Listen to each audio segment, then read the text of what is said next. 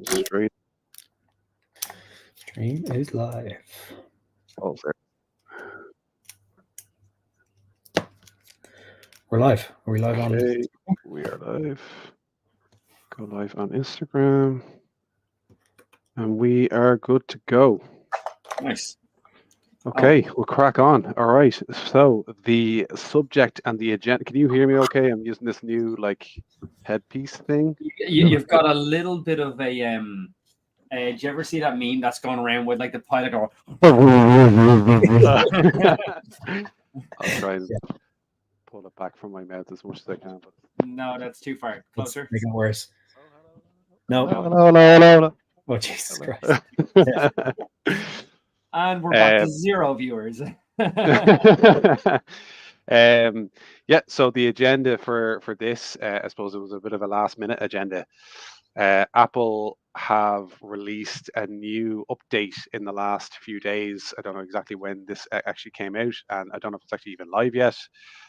Clearly, I haven't really done my homework on this, but it has some pretty big implications for the mobile navigation app industry, in that they're offering, or seemingly offering, offline hiking maps for free on their platform, on all of their devices, as pretty much a standard across all their devices. Lads, have you read much about this? Have you done much kind of research on it? Paul, what's your take on this?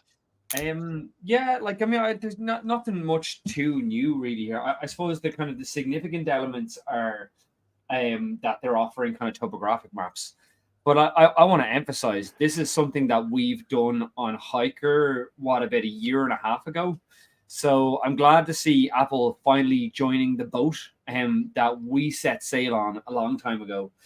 I've been an advocate from the very start that offering, I think, paywalling core safety features like access, offline maps, making sure your phone works out there when you go out for a hike.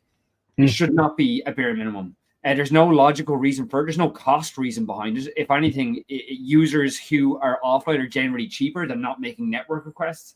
There's no logical reason for it. And a lot of companies just find that it's a good trap. And honestly, it's not something that, evidently it's not something that we at Hiker as a team believe in. And I think you should find elements of your product that, can enhance value, that make people want to join any of your pro offerings, instead of just trying to create this trap around free offline maps. So I think it's great. It's really, really good. It's great to see it.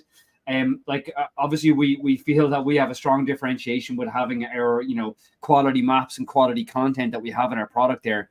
But I really think it's, when Apple do something, they're generally bringing more people to the space. There's generally an opportunity to bring more people that want to access the outdoors. And sooner or later, we want to come and tell those people about what it's like when you have amazing maps and you've got incredible content to go out hiking with. That's it. I think what you said earlier on there, when we discussed giving away kind of offline maps for free, we always talked about that invisible benchmark that other apps had. We were like, what? Why is that? Is that it just came to us that it was an easy way for them to kind of make money. Now, obviously, we also would like to make money off that. But as you said, it doesn't cost us anything to provide these maps for free, and it should be a standard. And that was the big focus around why we did that. Was because, and yeah, look, I don't know if Apple are looking at us, but they've obviously seen that too. And it's a real AllTrails killer potentially, which whatever. And as you said, I'm not worried about it in terms of our business, and I don't think anybody who uses Hiker is really going to be like, oh, finally Apple now have this product that I'm just going to use, and that's fine. Maybe we will lose some, but I just think it's going to get more people out hiking and make hiking more accessible. And then, as you said, we'll swoop in and be like, well, okay, you've tried that, now actually use something that's useful. I'll be really interested to see what kind of features and stuff they come out with initially, and if they then plan to add to that and create more functionality around it and really build it into a proper application, which it doesn't seem like it is right now, but obviously this is the complete first rollout of it. Like there's definitely concerns, I think, about like the quality of the information that they're going to be putting out there. But again, there is that little layer of, well, this is Apple. Yeah.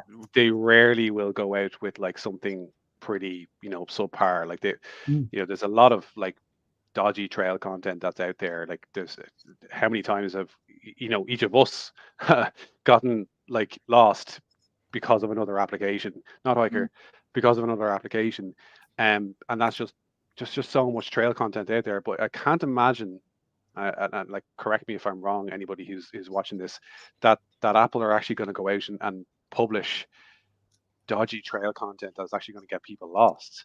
Mm. Not to denigrate any business whatsoever, but like Google, any other kind of application like that, or business like that, you might see that happening.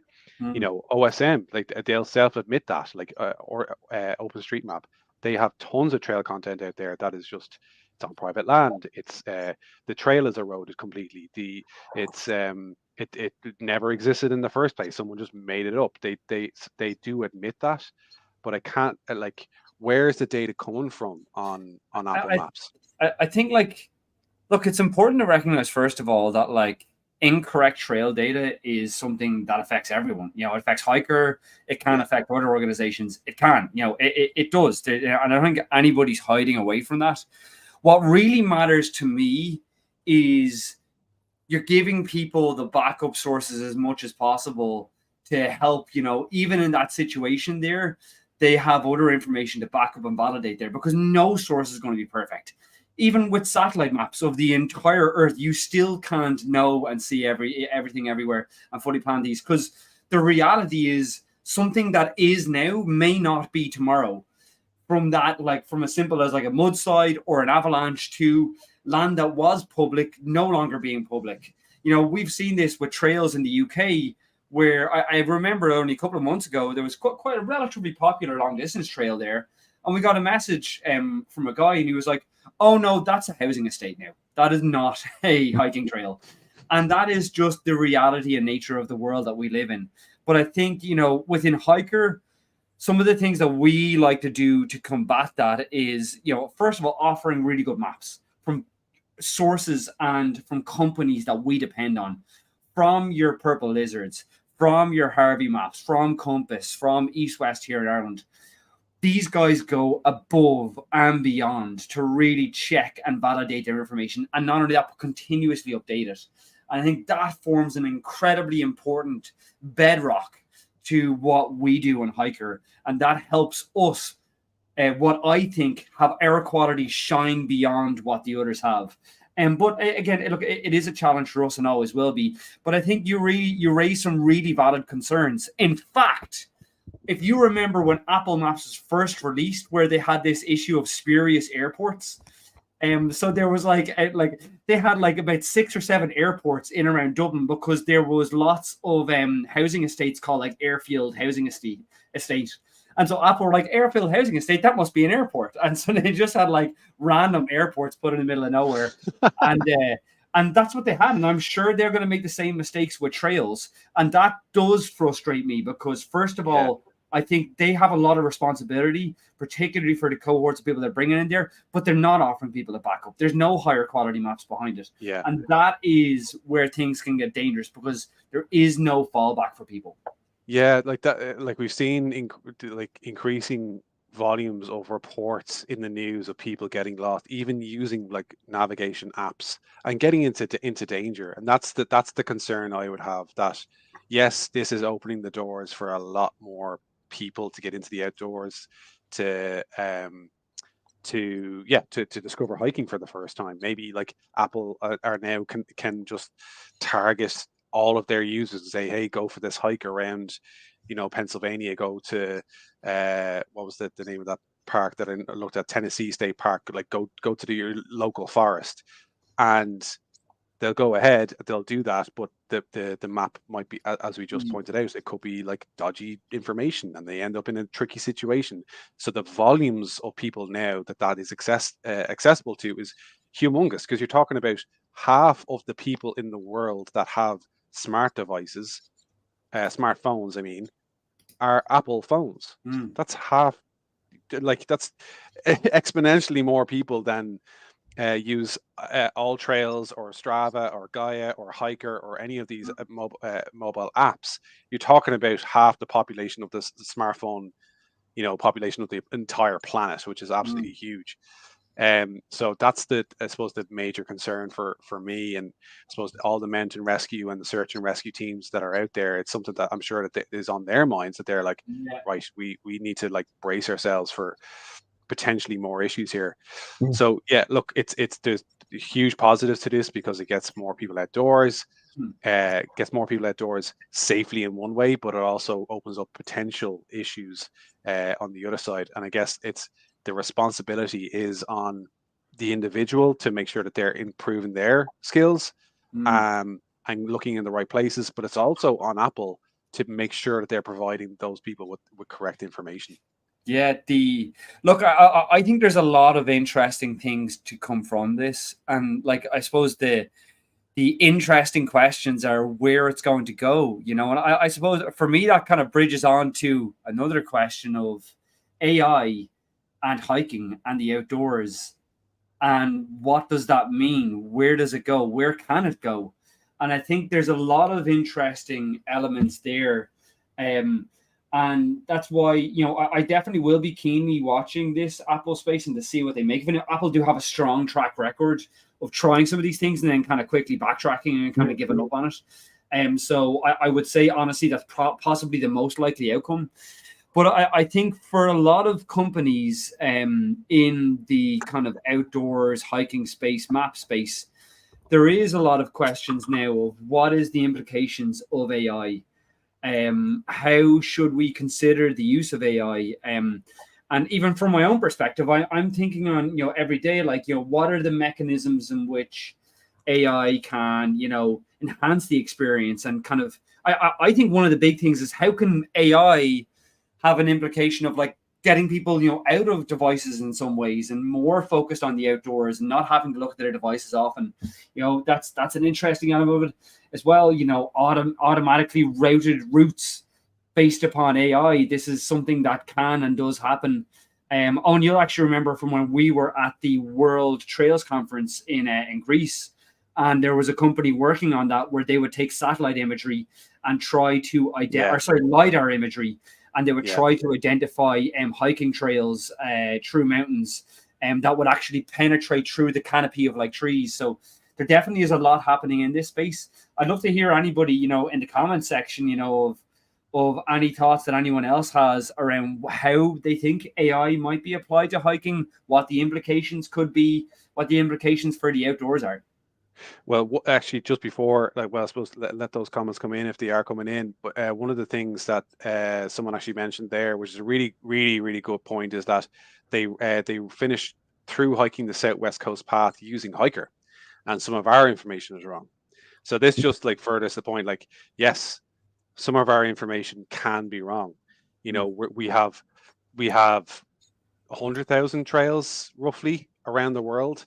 And while we do our best to kind of human validate all this information, if people actually look at these maps and they cross-reference them with OS maps, with Harvey maps, with whatever mapping that we have at our hands, we also validate a lot of the POI information. There's campsites and all that kind of stuff that we try to validate as much as we can. But you are talking about hundreds of thousands of trails worldwide. But we have built an online trail edit suggestion kind of mobile, or sorry, words are not coming out of my mouth properly. You can suggest edits to trails. So if you, for that user, just average Joe Sar, if you go on to the Southwest Coast Path website, or sorry, Southwest Coast, Jesus Christ, sorry lads, words are not coming out of my mouth properly. But if you go onto the Hiker website, go to that trail, and you can actually suggest an edit for that. So wherever you think that error is, you can suggest that, or you can email us, contact us directly. Contact me. My email is owen@hiker.co, pete@hiker.co, paul@hiker.co, and we will we'll make those edits and make those changes. It's really important that we get these suggestions all the time. of improvements to make. So we definitely want to, and we're I think, as Owen said there, we're improving our processes all the time to help get these in more efficiently. But again, I'm sure as the person recognized, what is one day is not the next, and what is now will not be some other day as well. So there always is a big challenge there.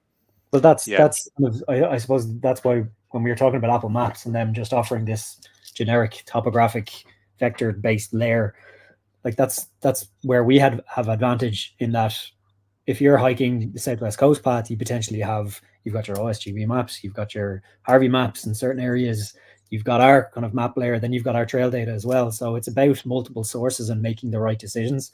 Obviously, our trail line is what you're following, but you do need to be completely aware of your own surroundings and making sure that you're not just blindly following, which people will be doing on all trails and on Apple Maps, just blindly following this red line on a blank piece of screen that you don't know what's coming up. You can barely see any kind of data around you, and Well, I guess that's the key thing here is that not everybody knows how to read a map. Mm-hmm. There is a massive barrier to entry there. Like how do you get someone who has only ever used Google Maps or Apple Maps to know how to read a topo map, know how to read an OS map or a Purple Lizard map or National Geographic map or an East West map? Like, how do you get them to that?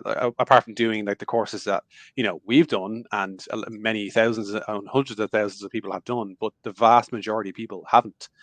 And in order for people, the outdoors to be open for everybody and safely, and getting everybody to be more confident in the outdoors, that skill set does need to be acquired. But how do you do it in the most to trying to avoid tech words, but scalable way? How do you do that in a way that is low barrier to entry? It's user friendly. It's how do you do that? And that's, I suppose, what we're trying to do. That is something that we are trying to execute.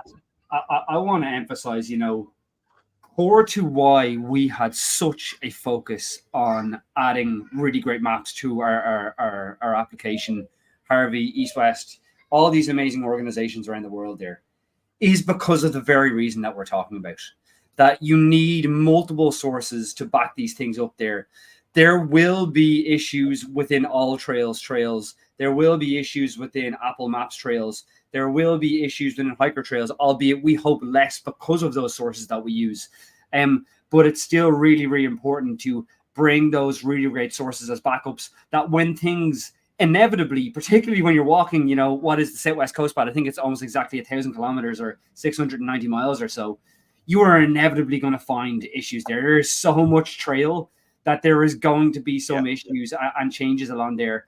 And so with that, when you have those additional sources there, you've got all the ammunition you need in order to come around that, divert it. And then I think, as Owen mentioned there, what's best for us is you can give us that nod.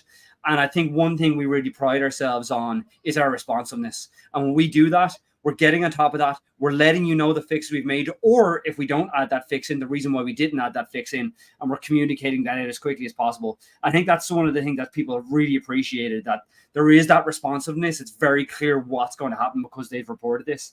Look, we get the same thing even for private trails in the United States. So much of this stuff. So I think it's about, on our side, being very reactive to it. Yeah, and sure. Look, at a prime example of this is also the Appalachian Trail in the United States. Like, that changes every year. I think that it shortens and lengthens like probably every 6 months or so. It's a changing organism. We actually have a point on AI. So Ian hikes, how Ian coming from the Beara Peninsula doing the Beara Way at the moment, I believe, if he's not already finished. I think Apple's approach to AI here will be ultra personal, suggesting trails based on your Apple Health data or giving very accurate ETAs, estimate time of arrivals, to the end based on your past data. Exciting times, Ian says. Yeah, it's a good point. The biggest challenge to that, and this is something that we face, and I love this conversation. I really want to talk about it more. But the biggest challenge that Apple and the likes face is terrain. Because if you think Yeah. about it, imagine you're going to walk up a hill, and on paper, they're 50-meter ascent, 2-kilometer loop there. But given different sets of terrain, there could be wildly different estimates of how difficult, how long, and ultimately what kind of level of fitness is required in order to complete that. If it's a boulder field and you're climbing all the way across that, it could be almost impossible or extremely dangerous.